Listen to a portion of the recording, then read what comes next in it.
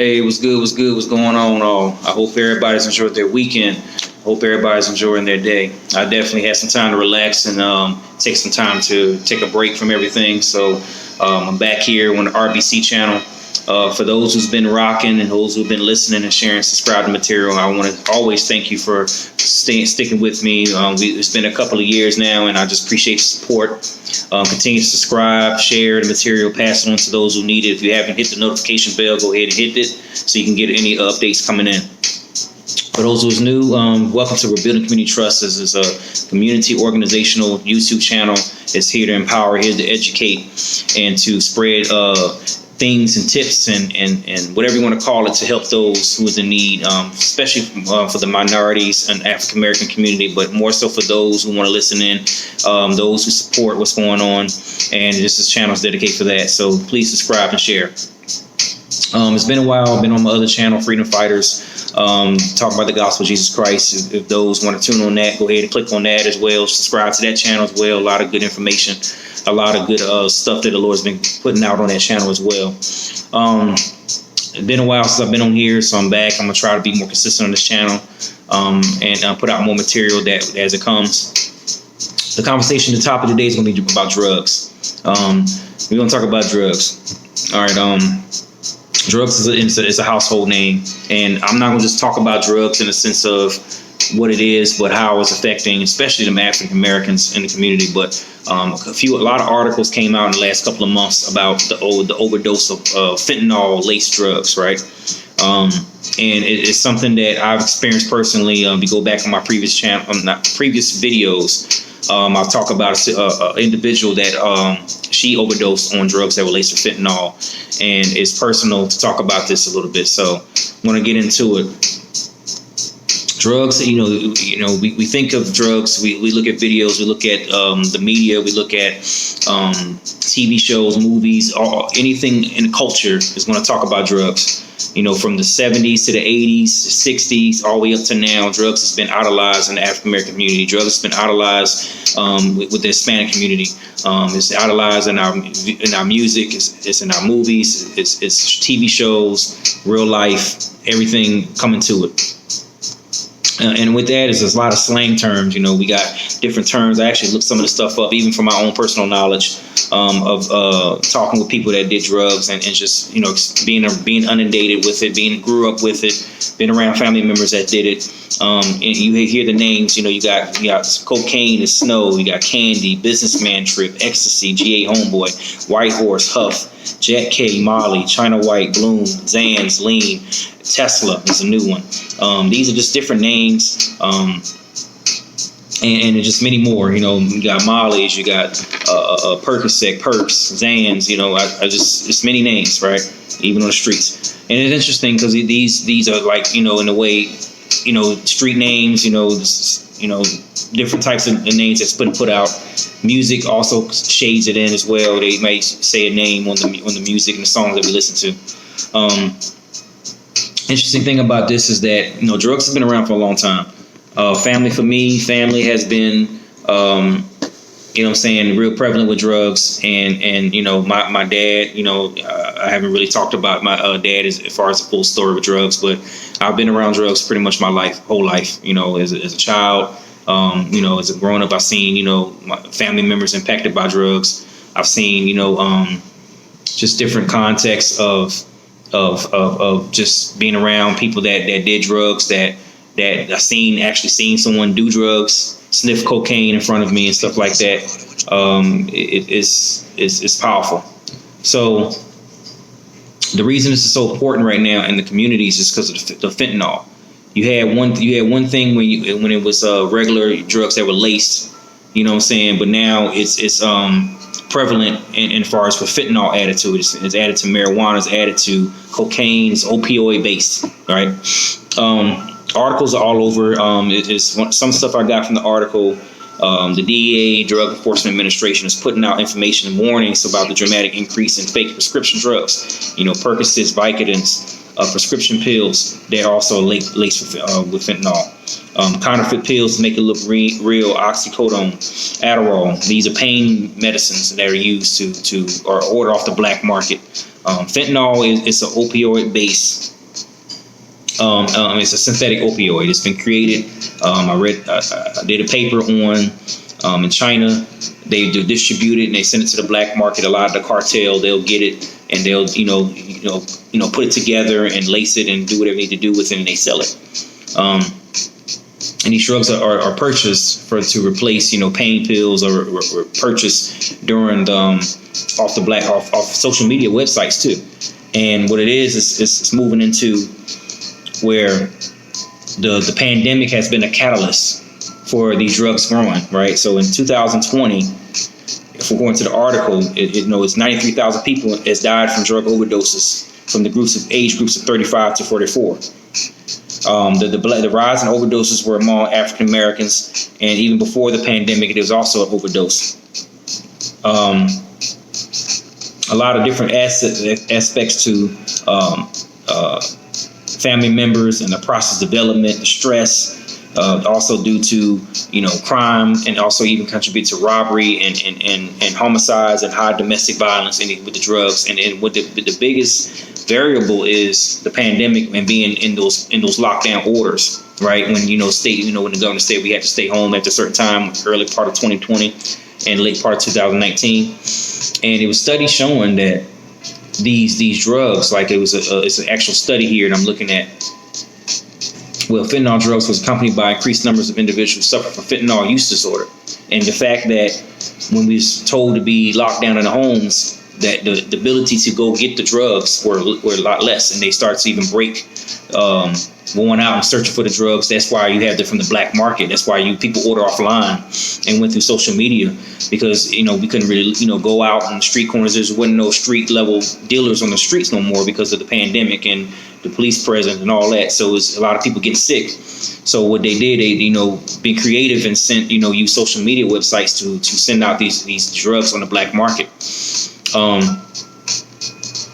But the overuse, the product is being, in a sense,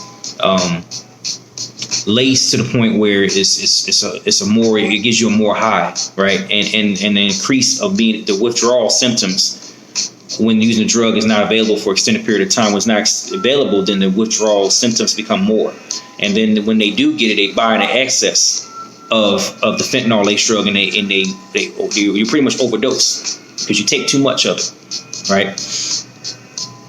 It's just really something to think about when you think about someone doing drugs. I know for my personal experience from seeing my family members on drugs and dealing with that, it changes your mood, it changes your outlook, it changes the way you think. You see family members that you love become one thing and they become another. Their whole livelihood changes, their dependency on it changes. And we talk about programs and treatment and programs. We talk about drug rehabilitation. We talk about therapy, all types of different programs that are out here to help. But more importantly, the government, the DEA, they're having a hard time dealing with it. They're having a hard time. They're trying to do cyber attacks and cyber, warfare tactics to help stop the drugs from coming in. But again, how do we prevent the many deaths that we prevented? And even now, with the COVID-19 still going on, and you having stuff being kind of lax in some places and then some places not, the outcry of fentanyl-related deaths are so high that it's becoming a point where the government are having a hard time stopping it. So how do we stop it? How do we lessen the load? How do we try to help people that are out here stressing? And with the instance of the vaccine and with the instance of what the government's doing, and even instance of the economy and stress on the high levels, the high crime, all these different things, it's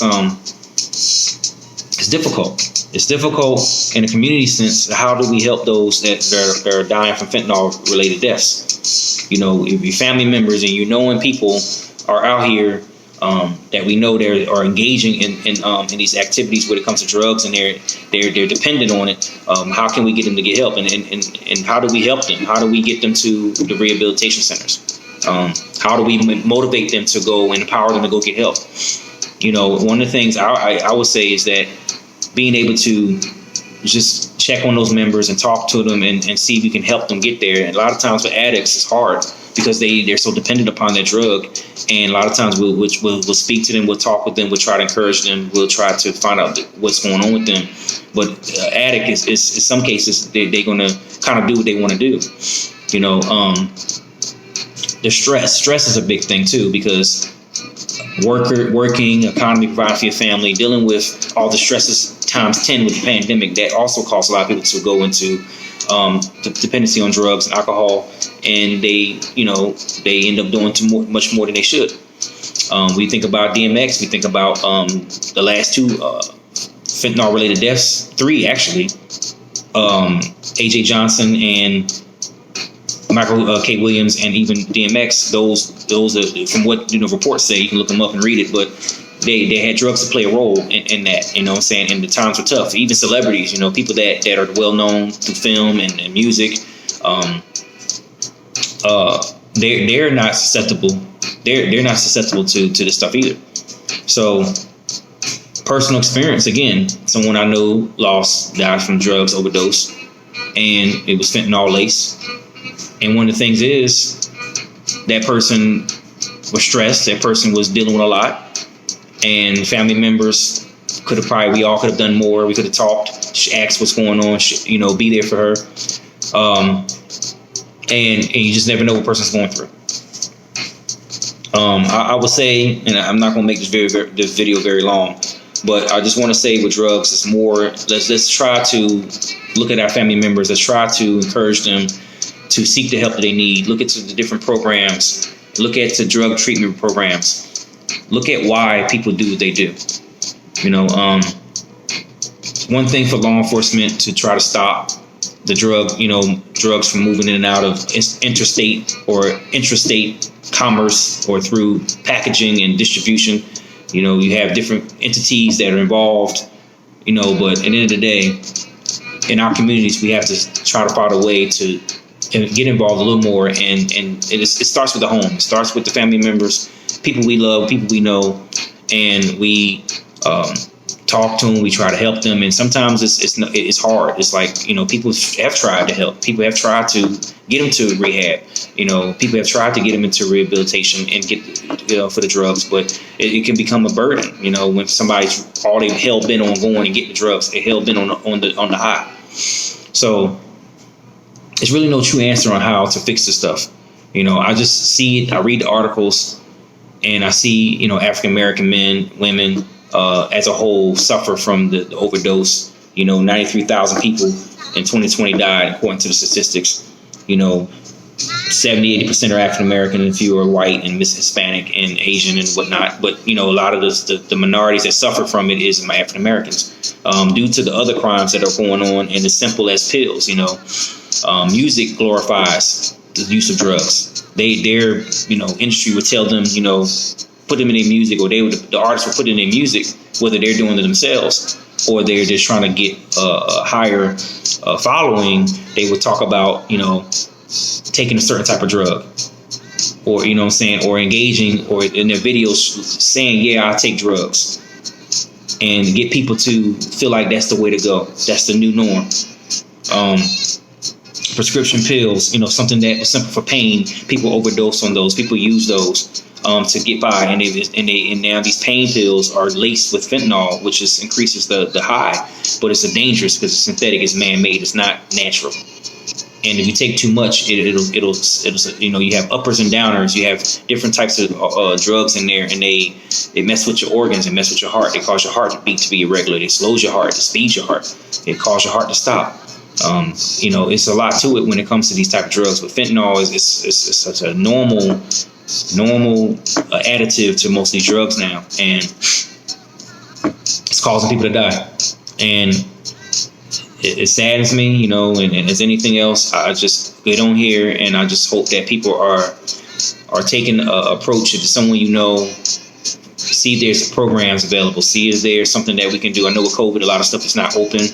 I know it's a lot of backup because people are programs are not, they're backlogged because of COVID, but try to find a way to assist with that. And and continue to help our people in our communities. And if we can't, then maybe there's someone that can. We shouldn't give up. We should not stop trying to help people in our communities. But as if we don't do something, this is going to be another epidemic in our country. It's going to be another something that we got to deal with. On top of COVID, on top of stress, on top of social economic issues, on top of whatever else we're dealing with, the homicides, the murder of our people in our communities, and African Americans we're suffering because of it. Not saying anybody else is not, but statistically we are suffering from it. So we got to be able to really just take this time and look at those things, man. I'm not going to be before you very long. I just wanted to share some of the articles. I'll put them in the comments. You can Google it, fentanyl overdose. Look at it and read it. Read the stuff. Read the triggers. Read what's causing it. If something can be done, try to do something about it. As communities, sit down. We have meetings. You talk. You share. Look at what can be done. If there's nothing can be done, then is there someone out there we can talk to? There's someone we can reach out to.